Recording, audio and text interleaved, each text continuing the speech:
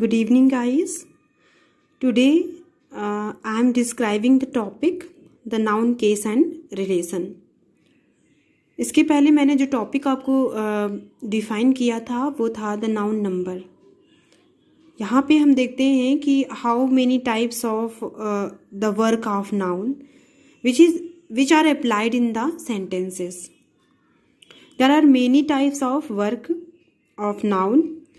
The first noun treat as a nominative case, second treat as a objective case, possessive case, complement of a verb, case in opposition to a noun, and vocative case. What is nominative case or subjective case? Now we see what is the function of nominative case. देखिए, जब भी कभी verb का कोई subject होता है, ठीक है, तो वो नॉमिनेटिव केस में आएगा. ठीक है, और वो दो टाइप से होते हैं. एक एक्टिव वर्ब होता है, दूसरा पैसिव वर्ब होता है. एक एक्टिव सेंटेंस होता है, दूसरा पैसिव सेंटेंस होता है. ठीक है, तो एक्टिव जो सेंटेंस होता है उसमें जो डूअर होता है वो एक्शन करता है, और जो पैसिव होता है उसमें एक्शन रिसीव किया जाता है किसी के थ्रू. ठीक है, तो जैसे एग्जाम्पल हम देखते हैं. हरी किल्ड अ टाइगर. तो हरी ने टाइगर को मारा, और टाइगर ने क्या किया, मार खाने के लिए टाइगर ने जो है रिसीव किया. जो वर्क एक्शन किया गया है हरी के थ्रू उसे टाइगर ने रिसीव किया. ठीक है, तो यहाँ पे ये दोनों ही नॉमिनेटिव केस है, क्योंकि एज अ सब्जेक्ट इन्होंने यूज यहाँ पे किया है ना, एज अ सब्जेक्ट ट्रीट किया गया है इनके साथ में, और नाउन है ही है. तो हरी जो है नॉमिनेटिव केस है एक्टिव वर्ब का, और ये वर्ब कैसा है, पैसिव वर्ब है कि नहीं हमारा. तो यहाँ पे जो टाइगर है वो as a passive verb treat किया गया है. ठीक है, हरी के थ्रू ये ट्रीट किया गया है, और हरी ने यहाँ पे एक्शन किया है टाइगर को मारने का. तो इन दोनों ही चीजों को, दोनों ही हम फॉर्म को हम कहेंगे नॉमिनेटिव केस. ठीक है, आई थिंक समझ में आ गया होगा. Now the next objective case or object of a verb. When noun or pronoun is used in object, the object may be a direct or indirect. ठीक है, तो there are two type of object, direct object and indirect object. और इसमें आप noun और pronoun दोनों ही को use करते हैं एज अ ऑब्जेक्ट. ठीक है, तो हम देखते हैं कितने टाइप के ऑब्जेक्ट है और कैसे यूज किया जाता है. हरी गिव्स मी अ पेन. हरी मुझे एक पेन देता है. तो जो मी होगा यहाँ पे वो होगा आपका इनडायरेक्ट ऑब्जेक्ट, और जो पेन यहाँ पे होगा वो आपका होगा डायरेक्ट ऑब्जेक्ट.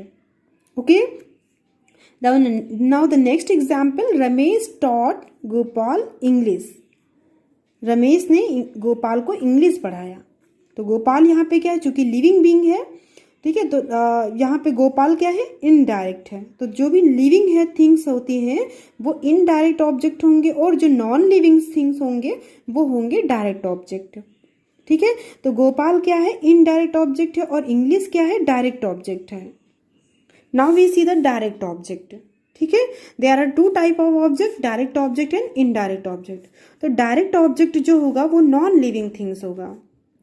ठीक है, जैसे बुक होगा, पेन और table.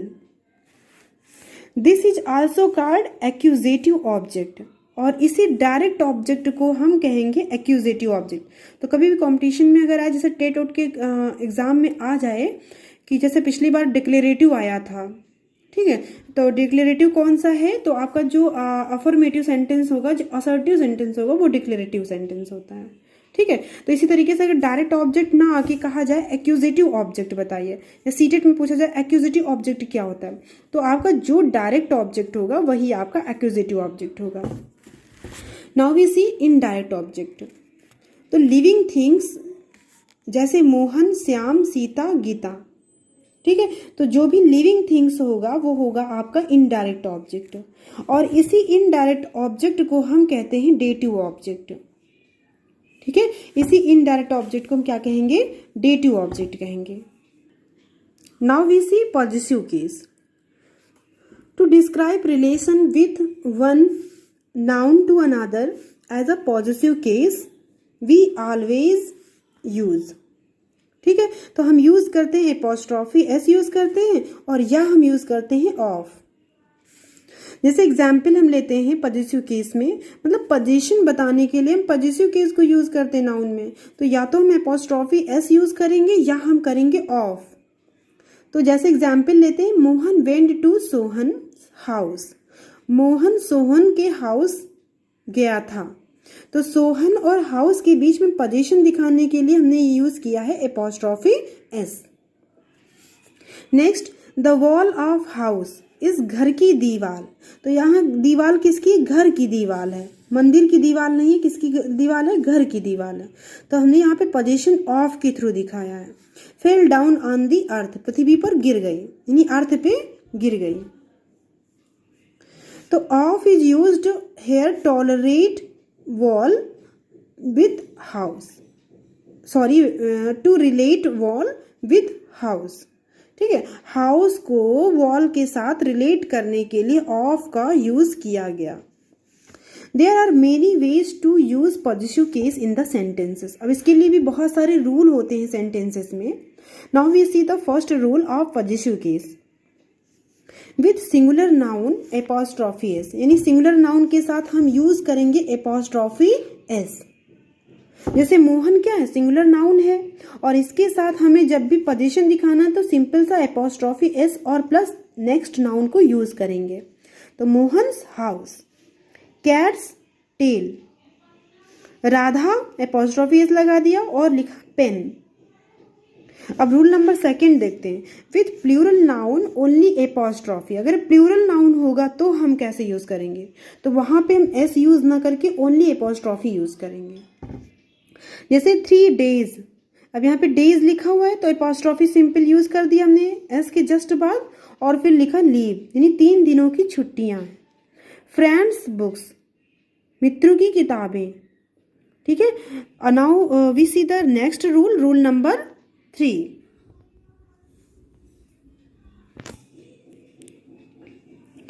With using s at the last of the word present in plural.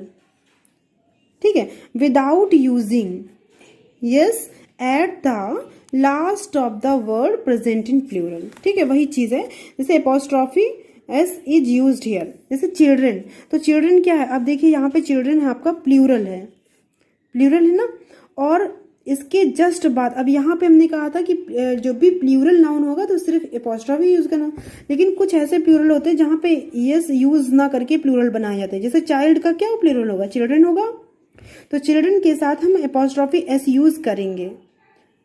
Although this is plural form, but फिर भी हम इसके साथ एपोस्ट्रॉफी एस यूज करेंगे। Children's library, women's club. ठीक है, तो रूल नंबर 4। अब फर्स्ट रूल आपका क्या कहता है? सिंगुलर नाउन के साथ हम एपोस्ट्रॉफी एस यूज करेंगे। फिर सेकेंड रूल कहता है जब भी हम एस अगर अगर हम एस इंक्लूड करते हैं और तब प्लूरल फॉर्म बनाते हैं तब वहां पे सिर्फ एपोस्ट्रॉफी यूज होगा। और नेक्स्ट आपका है कि जो भी ऐसे कुछ ऐसे प्लूरल नाउन होते हैं जिनमें हम एस इंक्लूड नहीं करते हैं और वो वो प्लूरल फॉर्म में होता है, उसके जस्ट बाद हम एपोस्ट्रॉफी एस यूज करते हैं पोजीशन दिखाने के लिए। Rule number 4, never use double positive case in a sentence. एक ही सेंटेंस में कभी भी डबल पॉजिटिव केस को यूज नहीं किया जाता है।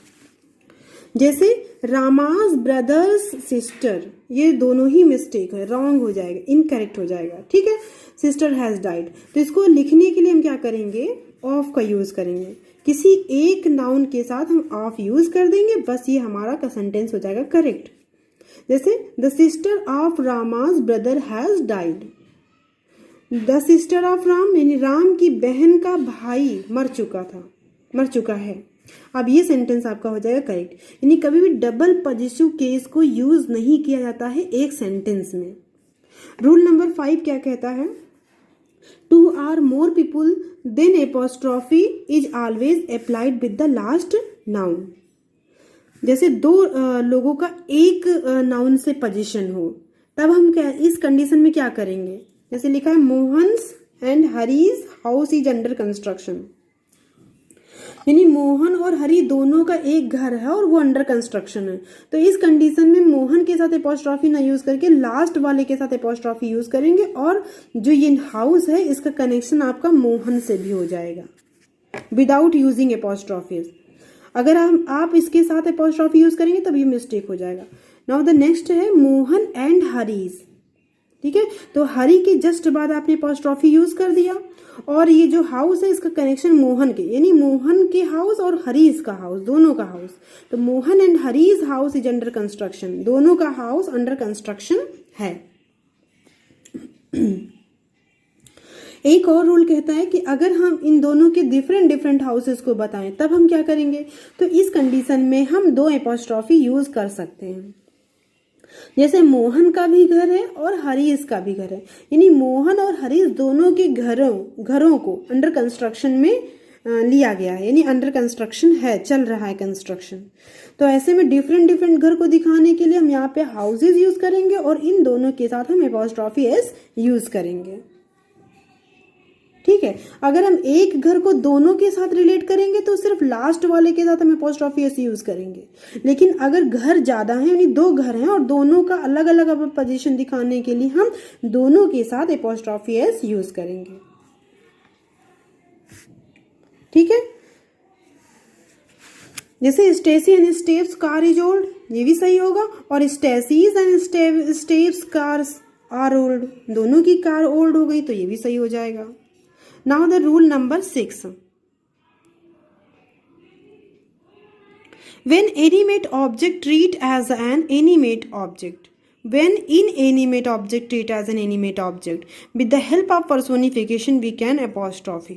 जब भी हम पर्सोनिफिकेशन के साथ किसी भी इनएनिमेट ऑब्जेक्ट को एज अ एनिमेट ऑब्जेक्ट, मतलब लिविंग थिंग्स की तरह ट्रीट करते हैं, तब हम एपोस्ट्रॉफी एस लगाते हैं। वैसे इनएनिमेट ऑब्जेक्ट के साथ हम एपोस्ट्रॉफी यूज नहीं करते हैं, उनके साथ हम क्या लगाते हैं, ऑफ लगाते हैं। जैसे चेयर्स लेग, तो चेयर्स लेग नहीं होगा क्योंकि वो इनएनिमेट ऑब्जेक्ट है और दोनों ही इनएनिमेट ऑब्जेक्ट है, नॉन लिविंग थिंग्स है, इसलिए हम ऑफ लगाएंगे, द लेग्स ऑफ चेयर। लेकिन जब कभी भी आपका नॉन लिविंग थिंग्स ट्रीट किया जाए लिविंग थिंग्स के जैसा, और वो ट्रीट किस में होता है, पर्सोनिफिकेशन के थ्रू होता है, तब उसमें हम एपोस्ट्रॉफी एस यूज कर सकते हैं। जैसे एग्जाम्पल लिखा हुआ है यहाँ पे नेचर्स लॉ, यानी प्रकृति का कानून। अब यहाँ पे प्रकृति का कोई कानून यानी पर्सोनिफिकेशन है यहाँ पे, इसलिए यहाँ पे लिखा nature's law. Fortune's agree at death's door, ठीक है, मृत्यु का दरवाजा। Note, with inanimate objects non living things we never use apostrophe s. वही मैंने जो बताया कि नॉन लिविंग थिंग्स के साथ एपोस्ट्रॉफी एस यूज नहीं होता है। जैसे कलर्स पेपर इनकरेक्ट होगा, the colour of the paper ये करेक्ट हो जाएगा, the leg of chair correct हो जाएगा। जैसे यहाँ पे हम एक्सरसाइज देखते हैं तब समझ में आएगा। The boy has a toy, तो the boy has a toy को हम एपोस्ट्रॉफी एस के थ्रू दिखाएंगे तो लिखेंगे it's the boy's toy. Next है Peter has a book, it's Peter's book, it is Peter's book. The magazine has my picture on its cover, the cover of the magazine. ठीक है, और लिखा है our friends live in this house, तो it's our friends' house. There is a milk in the glass, तो it is a glass of milk. This house has a number, what is the number of this house? The walk last 2 hours, it's 2 hour walks. John has a sister Jane, Jane is John's sister. Now the next exercise हम देखते हैं थोड़ा सा। Alice is thinking of living the country, here Alice is, तो यहाँ पे जो Alice है वो क्या है, आपका सब्जेक्टिव केस है, नॉमिनेटिव केस है। सी इज सिंगर, हेयर सिंगर क्या है, तो सिंगर क्या है आपका, सब्जेक्टिव और नॉमिनेटिव केस होगा। क्यों, क्योंकि सी के लिए आया हुआ है। दिस इज एरिक्स लैपटॉप, ये एरिक का लैपटॉप है तो क्या होगा, पजेसिव हो जाएगा। Lisa are you coming to the picnic, here Lisa is vocative case. अब आपको मैंने वोकेटिव केस बताया नहीं अभी, तो हम नेक्स्ट उस पे आते हैं तब हम सीखेंगे। नेक्स्ट है I supported team A in the match, here team A is the objective case. Everyone was looking at her, here her is objective case. Now we see the next complement of a verb. अब complement of a verb क्या है? Complement of a verb is any word or phrase that completes the sense of a subject and object or a verb. A subject complement मतलब जो object को पूरा करता हो वो कॉम्प्लीमेंट ऑफ अ वर्ब है। A subject complement follows a linking verb.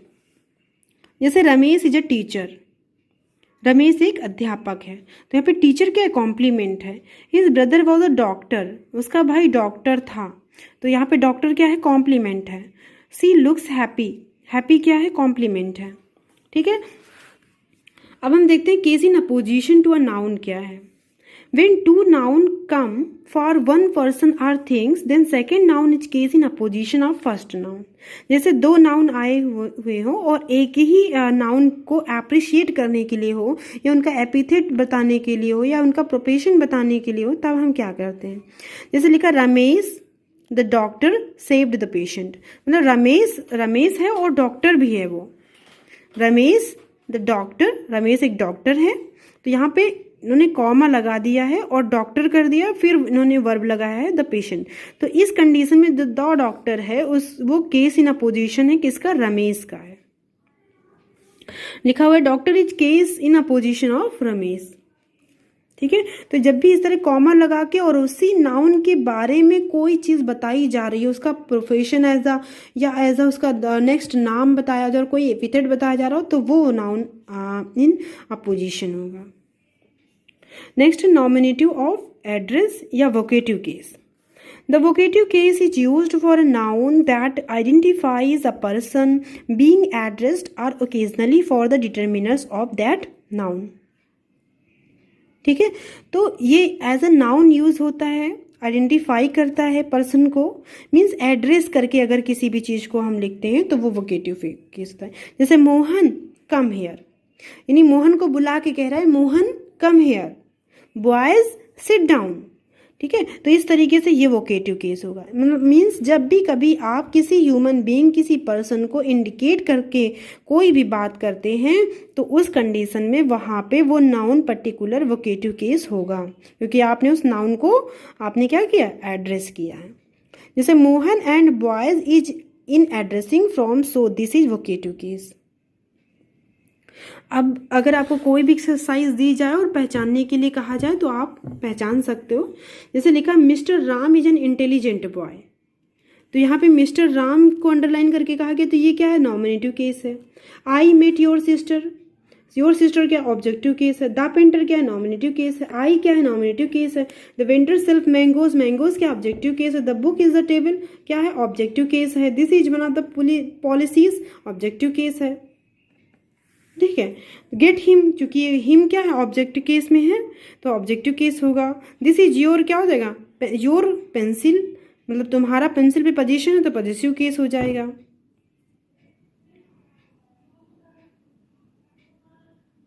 और यहाँ पे एक एक्सरसाइज हम इनडायरेक्ट और डायरेक्ट ऑब्जेक्ट को ध्यान में रख के करते हैं। The teacher gave the class a lot of home work, तो द क्लास क्या है? इनडायरेक्ट ऑब्जेक्ट है और होमवर्क क्या है? डायरेक्ट ऑब्जेक्ट है।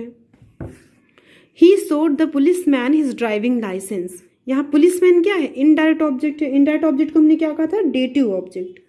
और लाइसेंस क्या होगा? डायरेक्ट ऑब्जेक्ट होगा, तो डायरेक्ट ऑब्जेक्ट क्या कहते हैं? एक्यूजिटिव केस। ठीक है, तो आई थिंक अब बताने की जरूरत नहीं है, आप खुद ही समझ सकते हो। ठीक है, then I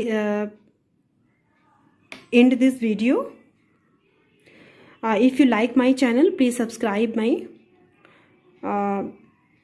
channel. Thank you so much for watching my video.